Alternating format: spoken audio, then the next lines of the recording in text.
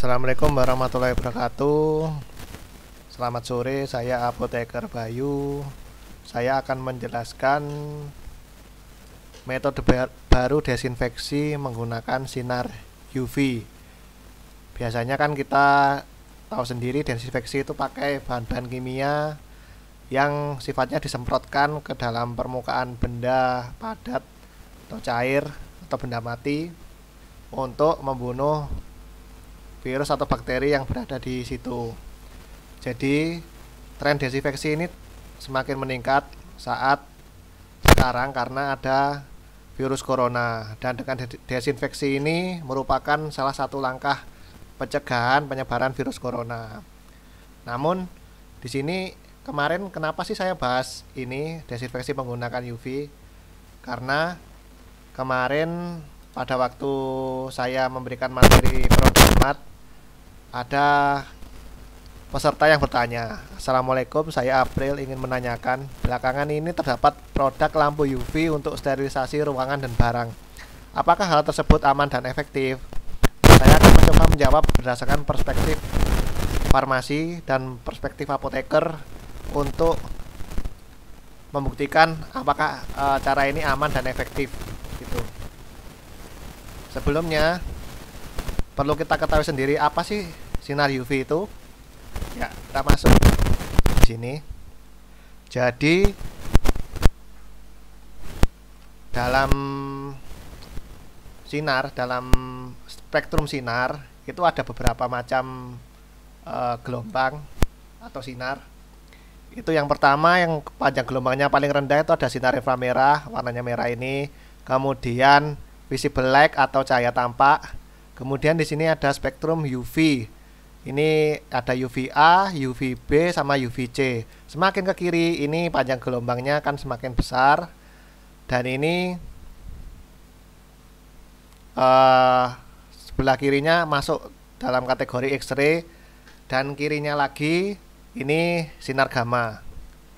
Oke, di sini sinar UV ini termasuk dalam kategori cahaya tidak tampak. Jadinya kita tidak dapat melihat sinar UV itu sendiri dengan mata telanjang kita. Jadi taunya sinar UV itu ada atau enggak ya berdasarkan percobaan. Salah satunya yang paling gampang itu ketika kita akan menyalakan lampu UV dan kita gunakan untuk mendeteksi apakah uang itu palsu atau enggak.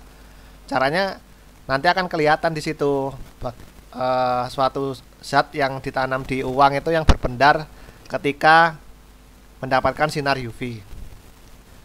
Nah, terus bagaimana sih karakteristik sinar UV ini? Jadi ini saya ambil di suatu pustaka dari American Cancer Society. Jadi ultraviolet itu adalah radiasi dari radiasi elektromagnetik yang secara alamiah keluar dari cahaya matahari dan digunakan oleh orang-orang untuk tanning atau menghitamkan kulit. Kemudian di sini sifat dari sinar UV ini memang lebih tinggi energinya dari sinar dari gelombang radio, tapi tidak lebih tinggi daripada sinar X dan sinar gamma. Namun berbahaya atau enggak? Nah, di sini kan ada beberapa macam nih sinar UV, ada UVA, UVB sama UVC. Nah, di sini urutannya dari UVA sampai UVC ini energinya dari A ke C ini semakin besar. Semakin besar energi, maka kemampuannya untuk menggeser elektron dari suatu atom yang ada di dalam tubuh atau di manusia semakin besar, jadinya akan lebih berbahaya gitu. Jadi ini kemampuannya seperti ini, seperti radikal bebas ini sinar UV ini. Jadi dia mampu menghilangkan suatu elektron dan menggantikannya dengan elektron dari sinar UV ini. Jadinya jika terlalu banyak terkena paparan UV akan mengakibatkan kerusakan sel, mengakibatkan lama-kelamaan akan menjadikan kanker jika tidak ditangani dengan baik. Kemudian setelah kita masuk di situ, aplikasi apa sih yang menggunakan sinar UV itu? Sinar UV biasanya digunakan dalam ini sterilisasi dari air isi ulang. Biasanya menggunakan lampu dari sinar UV. Jadi air itu prosesnya setelah disaring, kemudian nah ini gambaran dari pemurnian air. Jadi yang pertama adalah pemurnian air itu jadi penyaringan endapan sehingga didapatkan nanti air yang bersih dari endapan-endapan dengan kadar TDS tertentu atau total dissolved solid tertentu, dan nanti akan dilakukan penyinaran dengan sinar UV di sini selama dalam jangka waktu tertentu sehingga bisa dikonsumsi dan bakterinya bersih itu. Kemudian aplikasi yang kedua ini dalam kaitannya dengan mendeteksi uang palsu. Jadi uang palsu itu dengan sinar UV bisa ketahuan itu palsu atau enggak. Jadi di dalam uang itu ada suatu fragmen atau bagian-bagian yang bisa berpendat di bawah sinar UV. Dan sinar UV ini ada yang kategori 254 sama 356 nanometer. Bedanya apa? Yang 254 nanometer ini biasanya digunakan untuk sterilisasi. Kalau panjang gelombang 365 semakin ke kanan berarti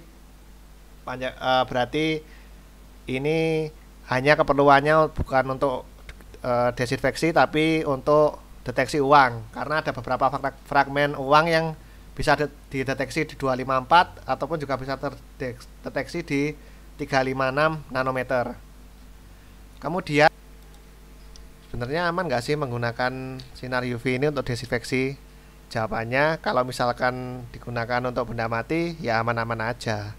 Tapi gimana kalau misalkan digunakan untuk orang, desinfeksi orang? Ya ini salah kaprah. Seperti kita lihat di sini, ini ada gambar bilik, ada orang di sini. Ini maksudnya ini kan orang ini mau disterilkan atau didesinfeksi dengan sinar UV. Tapi ini malah membahayakan wanita tersebut karena sinar UV ini kan lama-kelamaan bisa mengakibatkan kanker. Tidak boleh terpapar sinar UV terlalu sering.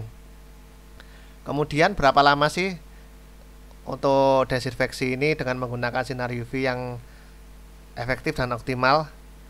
Sebenarnya kalau kita lihat di SOP di suatu rumah sakit ini, bahwa di sini disebutkan bahwa ruangan harus disinari dengan sinar UV selama 2 jam. Jadi dengan penyinaran selama 2 jam itu diharapkan benda-benda dapat steril. Tapi kalau misalkan orang didesinfeksi dengan sinar UV selama 2 jam, saya yakin pasti akan menggelap kulitnya dan lama-kelamaan akan menjadi kanker. Maka daripada itu hati-hati ya, jangan terlalu sering terpapar sinar UV, apalagi desinfeksi dengan menggunakan sinar UV. Sangat saya tidak rekomendasikan. Saya selaku apoteker di sini saya sangat prihatin apabila lihat seperti ini. Ya ada orang bikin bilik desinfeksi tapi menggunakan sinar UV, atau menggunakan sinar UV terlalu lama. Kemudian ini bukannya ngendorse atau apa ya. Di sini saya lihat bahwa ada aplikasi namanya UV Light Ultraviolet. Ini menggunakan HP.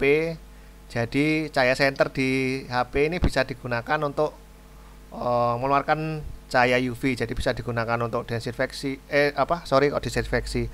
Bisa digunakan untuk deteksi uang. Tapi ya kayaknya nggak mungkin kalau misalkan dilakukan desinfeksi ya 2 jam gitu loh. Nyalakan senter HP-mu pasti panas. Kalau enggak ya baterainya drop.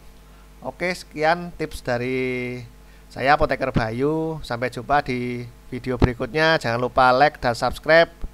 Terima kasih. Wassalamualaikum warahmatullahi wabarakatuh.